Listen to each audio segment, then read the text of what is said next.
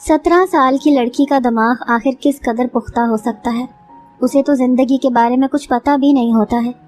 मेरे साथ भी यही मामला था, लेकिन आज मैं अपने घर से भागने की तैयारी कर रही थी, क्योंकि मेरे साथ मेरी माँ ने ऐसे मजालिम किए कि मैं अब इस घर में नहीं रह सकती थी। अगर मैं घर में रहती तो मेरी ज़िंदगी और इज्जत सब कुछ ख़त्म हो जाता। मेरी अपनी माँ बहुत अच्छी इंसान थी, मेरा बहुत ख्याल रखती थी। जाहिर है मेरी माँ थी, हालांकि उनको मेरे बाद कोई औलाद नसीब ना हुई थी, क्योंकि जब मैं पैदा होने वाली थी तो डॉक्टर ने उनको कहा था कि आपके साथ कुछ मसले मसाइल हैं, आप इस बच्चे को दुनिया में लेकर नहीं आए, नहीं तो आप दोबारा कभी माँ नहीं बन पाएंगी। लेकिन अगर आप अभी इस अमल को ख़त्म करवा देंगी तो फिर आप दोबारा से माँ बन सकती हैं और सारा कुछ ठीक हो जाएगा। पर मेरी माँ ने कहा कि वो ऐसा नहीं करेंगी। उन्होंने ये बात मेरे बाबा को भी ना बताई और मुझे इस दुनिया में ले आई। उसके बाद उन्होंने ये बात किसी को भी नहीं बताई कि डॉक्टर ने ऐसा कहा था। बस वो यही कहती थी कि अब दोबारा बच्चा नहीं हो रहा तो मैं क्या कर सकती हूँ। मेरे बाबा भी परेशान रहते थे। करते कराते 10-12 साल गुजर गए तो मेरे बाबा को किसी ने ये बात बता दी कि दरअसल ये मामला है। मेरी माँ पर मेरे बाबा ने बहुत जुल्म करना शुरू कर दिया। उन्होंने कहा कि तुमने मेरी ज़िंदगी के 10-12 साल ज़ाया कर दिए। अभी तक मेरे पता नहीं कितने बच्चे हो जाने थे। मुझे बच्चों का बहुत ज़्यादा शौक है, बस एक ही बेटी लेकर बैठे हैं, वो भी बेटी। अगर बेटा होता तो फिर भी कोई बचत हो जाती। मेरे बाबा मेरे साथ कोई सख्ती तो नहीं करते थे, लेकिन इतना ज़्यादा प्यार भी नहीं करते थे कि जैसा एक बाप को अपनी इकलौती बेटी से होना चाहिए।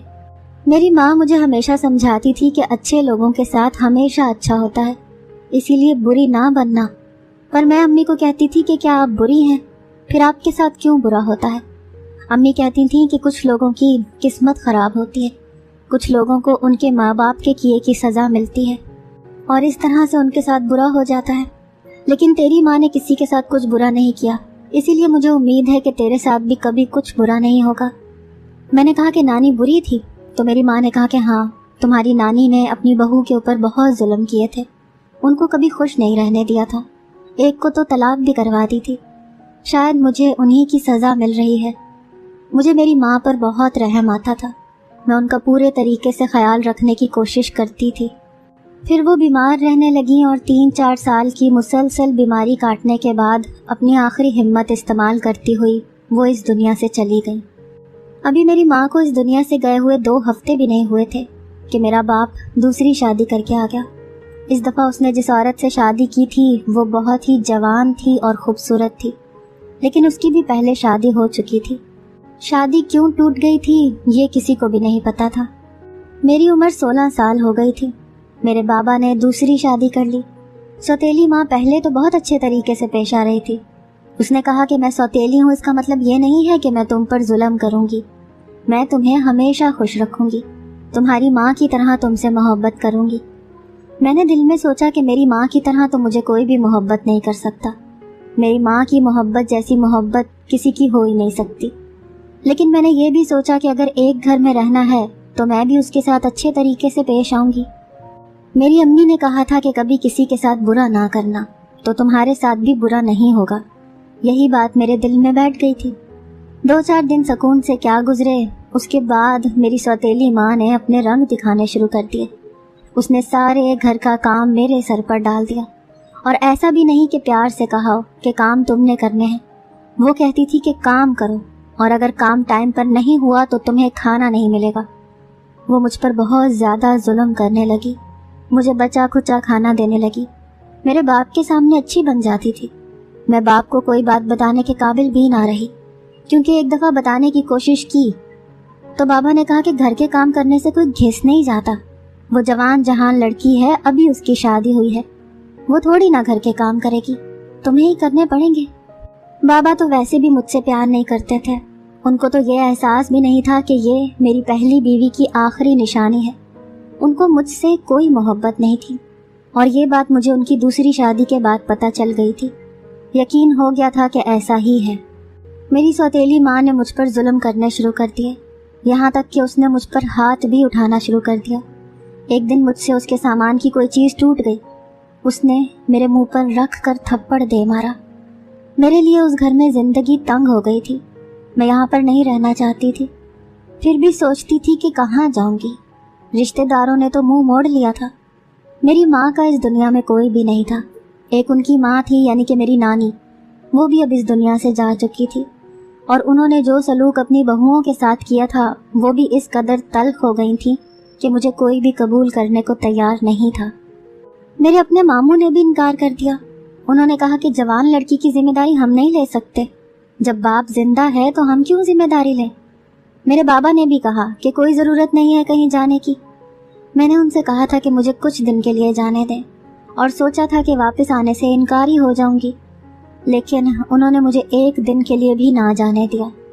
मेरी सौतेली माँ कहने लगी कि इसके बगैर घर नहीं चलता, इतना अच्छा खाना बनाती है, इसके खाने के बगैर तो मेरा दिन ही नहीं गुजरता। असल में वो मेरी तारीफ नहीं कर रही थी, बल्कि वो मुझसे सारे घर के काम करवाती थी। उनके अंदर बिल्कुल भी रहम नहीं था। वो अपनी सहेलियों को, रिश्तेदारों को, कज़नों को, सबको घर पर बुलाती थी। पूरा दिन दावतें चलती थी। पूरा दिन मुझे खाना बनाना पड़ता, काम करने पड़ते, फिर बर्तन धोने पड़ते, घर साफ करना पड़ता। एक दिन मेरे बाबा ने भी उनको कहा कि तुम कुछ ज़्यादा ही अपने रिश्तेदारों को बुलाती हो, ज़रा इस सब पर ध्यान दो।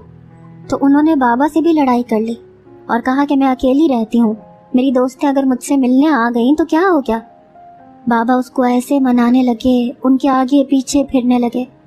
ऐसे तो मेरी माँ को भी उन्होंने कभी नहीं मनाया था, फिर मेरी माँ से इतनी मोहब्बत भी नहीं कभी जताई थी। ऐसा भी क्या था उस औरत में? क्या उसने मेरे बाबा पर कोई जादू कर दिया था? मुझे तो हमेशा मेरी माँ की याद आती थी। वो इस दुनिया से चली गई।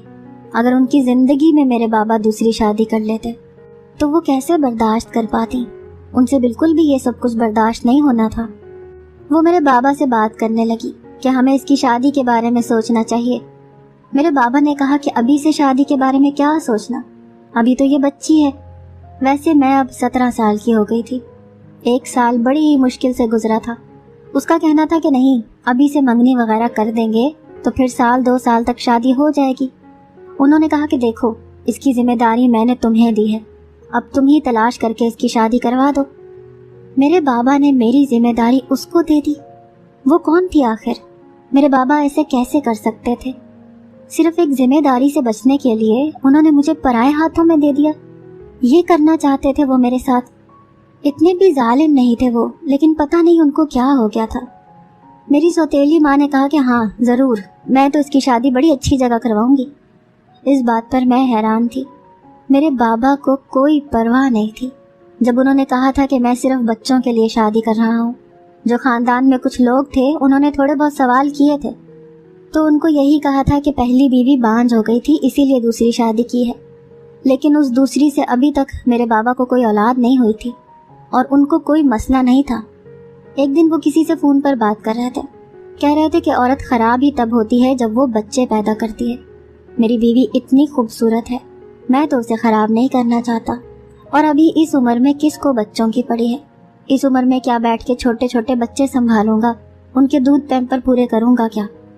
अब मेरी उम्र गुजर गई है। अब मुझे सिर्फ एक औरत का साथ चाहिए, और वो मेरी बीवी बनकर मेरे साथ रह रही है। अब मुझे बच्चों की ख्वाहिश नहीं है। अच्छा नहीं लगता इस उम्र में इंसान छोटा सा बच्चा गोद में उठाकर बाहर फिर रहा हो। मेरी आंखों में ये बात सुनकर आंसू आ गए। मैंने कहा कि क्या लोग बच्चे सिर्फ इसलिए पैदा करते हैं ताकि दुनिया वाले उनसे ये सवाल ना करें कि आपके अभी तक बच्चे पैदा क्यों नहीं हुए? क्या माँ बाप को अपनी औलाद से कोई मोहब्बत नहीं होती है? आखिर किस किस्म का बाप था? उसने मेरे सारे फैसले मेरी सौतेली माँ के हाथ में रख दिए थे। अब मेरे साथ कुछ अच्छा होने वाला नहीं था। मेरी सौतेली माँ घर में काफ़ी सारे लोगों को बुलाती थी, और वो सारी औरतें नहीं होती थी, कुछ मर्द भी होते थे। वो कहती थी कि मेरे कज़न हैं, मेरे भाई हैं। उसी में एक शख्स ऐसा भी था जो मुझे अजीब नज़रों से देखता था। उसके बाल सफ़ेद थे, लेकिन वो दुबला पतला सा था, शायद मेरे बाबा की उम्र का था। एक दिन मुझे मेरी माँ की आवाज़ आई। वो उसी इंसान से बात कर रही थी। वो हमारे घर में बहुत ज़्यादा आता था। उसका नाम भी मुझे पता था, उसका नाम अशरफ था। उसने कहा कि अपनी सौतेली बेटी का रिश्ता तेरे साथ ही करूँगी। तूने कहा था ना, लेकिन जो बदले में मुझे चाहिए वो तूने देना है। ये बंदा शायद कोई बहुत ज़्यादा अमीर था। मेरी माँ उसके साथ डील कर रही थी। उसने कहा कि वो मेरी माँ को 20 लाख रुपए और एक सोने का सेट देगा بس اس کی شادی میرے ساتھ ہونی چاہیے۔ یہ سن کر میرے قدموں تلے سے زمین نکل گئی۔ میری سوتیلی ماں تو مجھے بیچ رہی تھی۔ میرے باپ کو کیا کہنے والی تھی کہ میں نے اس کا رشتہ کروا دیا ہے؟ کیا میرا باپ اس بارے میں کچھ نہ بولتا؟ میں انتظار کرنے لگی کہ میرے بابا بھی اس بارے میں کیا رائے ہے، کیا وہ میری شادی ایک برے انسان سے ہونے دیتے؟ ایسا ہی ہوا۔ ہفتے 2 ہفتے بعد میری سوتیلی ماں نے مجھے میرے بابا سے بات کی کہ اشرف کے ساتھ شادی کروانا چاہتی ہوں، بڑا ہی امیر بندہ ہے، رانی بنا کر رکھے گا اسے، بہت خوش رہے گی، بہت پیسے ہوں گے اس کے پاس۔ پہلی بیوی تو اس کی 10 سال پہلے ہی مر گئی تھی، 10 سال سے اس نے شادی بھی نہیں کی، اب وہ ہماری بیٹی سے شادی کرنا چاہتا ہے۔ میرے بابا خاموش ہو گئے اور ان کی خاموشی مجھے بہت ہی زیادہ پریشان کر رہی تھی۔ وہ کیا جواب دینے والے تھے؟ میں کچن میں کھڑی روٹیاں پکا رہی تھی، یہ لوگ باہر بیٹھ کر کھانا کھا رہے تھے، اور میں گرم گرم روٹی رکھنے آتی تو یہ چپ ہو جاتے، جب میں واپس چلی جاتی تو پھر سے بولنے لگتے، لیکن مجھے ان کی آواز آ رہی تھی، میں بہت غور سے سن رہی تھی۔ میرے بابا نے کہا کہ بندہ تو اچھا ہے، ویسے بھی آج کل خوش رہنے کے لیے بندہ نہیں، اس کی کمائی دیکھتے ہیں، ٹھیک ہے اسی کے ساتھ کروا دیں اس کی شادی۔ دیکھیں شادی بہت سادگی سے ہونی چاہیے، اچھی بات ہے کہ اس کی پہلے شادی ہو چکی ہے، ہم زیادہ دھوم دھام نہیں کریں گے، جتنی دھوم دھام کی جاتی ہے اتنے پیسے خرچ ہوتے ہیں، اس کو کہنا کہ 4 گواہ لے کر آ جائے اور نکاح کی رسم کروا کر لے جائے۔ میری ماں نے کہا کہ ہاں میں بھی یہی چاہتی ہوں، بس انہوں نے کہا کہ نکاح کی رسم ہوتی ہے، یہ آس پاس کی رسمیں تو فضولیات ہوتی ہیں، ان سے کیا فرق پڑتا ہے۔ جب بابا نے کہا کہ میری بیوی کتنی سمجھدار ہے، کتنی اچھی اچھی باتیں کرتی ہے، اپنے شوہر کا خرچہ بچانے والی عورت سب سے اچھی ہوتی ہے، میرا دل تو کیا کہ میں سامنے آ جاؤں اور کہوں کہ یہ آپ کا خرچہ نہیں بچا رہی ہے، یہ آپ کی بیٹی کو بیچ رہی ہے، لیکن مجھے پورا یقین تھا کہ اگر میں کہتی بھی تو بھی وہ نہ کبھی مانتے۔ میرا دل تو یہی سن کر ٹوٹ گیا تھا کہ میرے بابا ایک بڈھے کے ساتھ میری شادی کروانے کے لیے راضی ہیں، تو پیچھے رہ ہی کیا گیا تھا۔ اگر میں واویلا کرتی اور کہتی کہ میں نے شادی نہیں کرنی تو یہ لوگ مجھ پر زبردستی کرتے، شاید مجھے گھر میں بند کر دیتے۔ میں خاموش ہو گئی، مجھے اپنی عقل چلانی تھی، عقل سے کام لینا تھا، مجھے یہاں سے بھاگ جانا تھا۔ گھر سے بھاگ جانا کوئی آسان کام نہیں ہوتا، وہ بھی ایک لڑکی کے لیے۔ پھر میری عمر ہی کیا تھی؟ کیا 17 سال کی کوئی لڑکی گھر سے بھاگ سکتی ہے؟ ایسا بھی اس کے ساتھ کیا ہو کہ وہ بیچاری گھر سے ہی بھاگ جائے؟ لیکن جو میرے ساتھ ہو رہا تھا وہ بھی تو کم نہیں تھا۔ میں نے اپنے دماغ کے گھوڑے چلانے شروع کر دیے، مجھے کچھ نہ کچھ تو کرنا ہی تھا۔ جب کوئی گھر سے بھاگتا ہے تو وہ بہت سارے پیسے بھی لے کر جاتا ہے، میرا ایسا کوئی ارادہ نہیں تھا، میں بس اپنی جان بچا کر یہاں سے بھاگنا چاہتی تھی۔ وہ انسان بہت ہی برا تھا، اس کی پہلی بیوی مری نہیں تھی بلکہ اس نے خودکشی کر لی تھی۔ ایک عورت کو خودکشی کے مقام پر پہنچانے والا اس کا شوہر ہی ہو سکتا ہے، کیونکہ وہ اسی کے ساتھ رہتی ہے۔ میں اپنی زندگی برباد ہوتے ہوئے نہیں دیکھ سکتی تھی۔ ایک دفعہ اگر میں پھنس جاتی تو پھر میری رہائی نہیں ہونی تھی۔ اگر میری شادی ہو جاتی اور میں اس کے گھر سے بھاگنے کا پلان بناتی تو یہ سب کچھ بھی بہت مشکل تھا۔ میں اس کے نکاح میں چلی جاتی تو وہ مجھ پر حقدار بن جاتا۔ میں ایسا نہیں چاہتی تھی۔ میری ماں نے مجھے بتا دیا کہ تمہاری شادی ہونے والی ہے، تمہیں کچھ پیسے دے دوں گی، اپنی پسند کی چیزیں لے لینا۔ یہ تو میری شادی بہت جلدی کرنے والی تھی، لیکن میں بری طرح پھنسی ہوئی تھی۔ میں نے بھی ہاں میں سر ہلا دیا اور ان سے پیسے لے لیے۔ اب میرے پاس کچھ پیسے بھی آ گئے تھے۔ میں نے اپنا سامان باندھ کر گھر کے باہر دروازے کے پیچھے چھپا دیا تھا تاکہ جاتے ہوئے وہیں سے اٹھا لوں گی، لیکن یہ سب کچھ اتنا آسان نہیں تھا۔ میری آنکھوں میں آنسو آ رہے تھے، مجھے اپنے باپ کا گھر چھوڑ کے بھاگنا پڑ رہا تھا۔ یہ کیا ہو رہا تھا؟ ایک رات میں چپ چاپ اٹھی اور گھر سے باہر نکل گئی، اپنا سامان بھی اٹھا لیا، خود کو ایک کالی چادر میں لپیٹ لیا۔ میں باہر آ چکی تھی، میں نے گھر کی دہلیز پار کر لی تھی۔ باہر اندھیرا تھا، خاموشی تھی، دور سے کسی کتے کے بھونکنے کی آواز آئی تھی۔ میں اچانک سے ڈر گئی، یہ کیا ہو رہا تھا؟ مجھے ایسا لگا کہ یہ خواب ہے اور ابھی میری آنکھ کھل جائے گی، لیکن میری آنکھ نہیں کھل رہی تھی۔ یہ خواب نہیں تھا، یہ حقیقت تھی، اور حقیقت تو ایسی ہی ہوتی ہے۔ میں چلنے لگی اور آس پاس دیکھنے لگی کہ کہیں تو جاؤں، کوئی تو جگہ جہاں میں بیٹھ جاؤں، لیکن مجھے گھر سے بہت دور جانا تھا، کیونکہ مجھے پتا تھا کہ یہ لوگ مجھے تلاش ضرور کریں گے۔ मुझे उस मोहल्ले से निकलना था और जितना दूर हो सके उतना दूर जाना था। मैं रेलवे स्टेशन पहुंच गई। वहां पर ट्रेन खड़ी थी। मैंने उसका टिकट लिया और ट्रेन के अंदर बैठ गई। ट्रेन ज़्यादा दूर नहीं जा रही थी, एक ऐसे गांव में जा रही थी जो यहाँ से थोड़ा ही दूर था। मैं उस ट्रेन के अंदर बैठ गई और अपनी चादर अपने सर पर कर ली। मैं सबसे पीछे जाकर बैठ गई थी, वो भी बिल्कुल दीवार से लगकर। मेरे आसपास कोई भी नहीं था। मुझे ऐसा लग रहा था कि सब लोग मुझे ही देख रहे हैं, लेकिन ऐसा नहीं था। सब लोग अपने कामों में लगे थे। मैं ज़रूरत से ज़्यादा सोच रही थी, डरी हुई थी। मेरे माँ बाप उठने वाले नहीं थे। मेरी सौतेली माँ की नींद वैसे ही बड़ी पक्की थी और मेरे बाबा भी बीच रात में उठने के आदी नहीं थे। उनको सुबह ही पता चलता कि मैं घर से भाग गई हूँ। मैंने उनके लिए कोई पैगाम नहीं छोड़ा था, उनके घर से कोई कीमती चीज़ नहीं उठाई थी। बस वही चंद हजार रुपए जो मुझे मिले थे, सौतेली माँ ने शॉपिंग के लिए दिए थे, वो मेरे पास थे। क्योंकि अगर वो भी मेरे पास ना होते तो मैं क्या करती। ट्रेन अपनी मंजिल पर पहुंच चुकी थी और सुबह होने वाली थी। शायद मेरे बाबा को पता चल गया था कि मैं चली गई हूँ। मैंने उनके साथ गलत किया था, मुझे पता है। मुझे उनकी इज्जत की हिफाजत करनी चाहिए थी।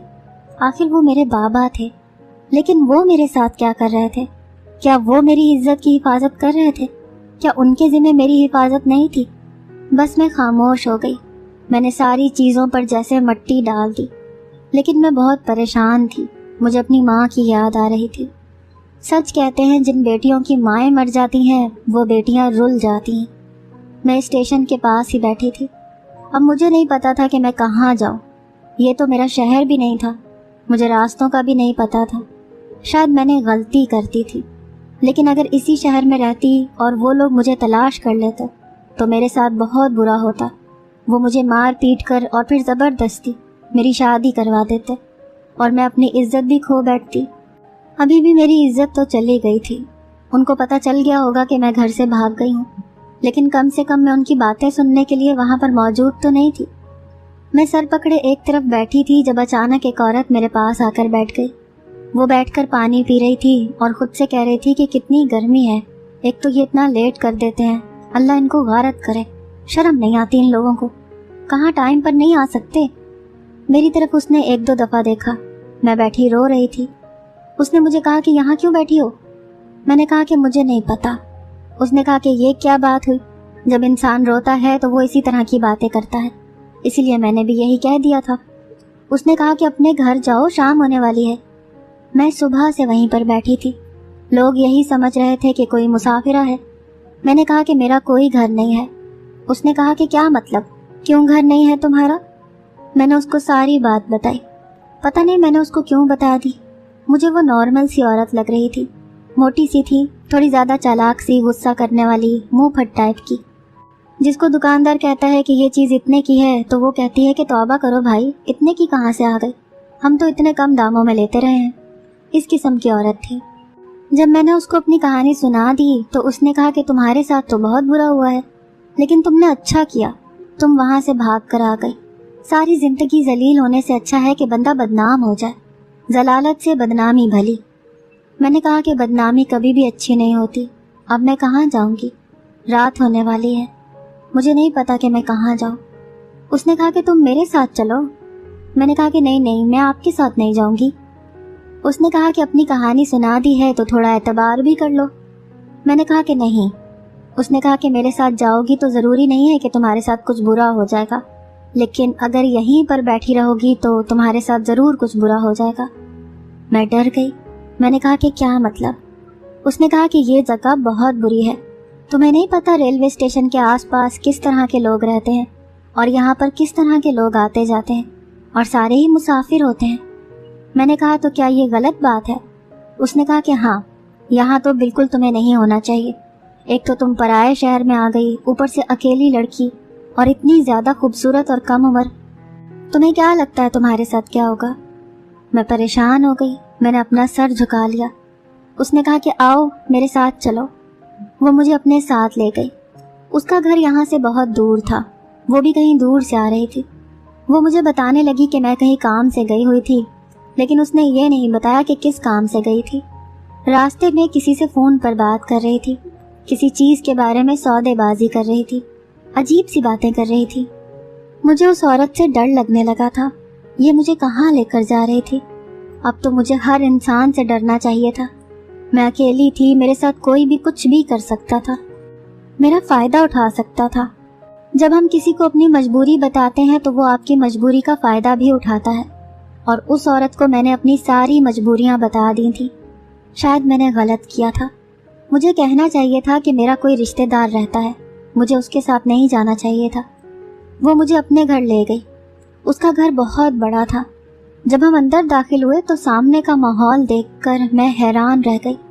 ये तो कोई बहुत ही ज्यादा अमीर लोग थे। सामने एक बूढ़ा आदमी बैठा था। उसने मुझे देखा तो उसकी नजरों में अजीब सा सहर था। मुझे उस औरत ने कहा कि तुम चुप रहना, कोई बात ना करना। उसने कहा कि कहाँ रह गई थी तुम अमीरन, और ये कौन है? शायद उस औरत का नाम अमीरन था।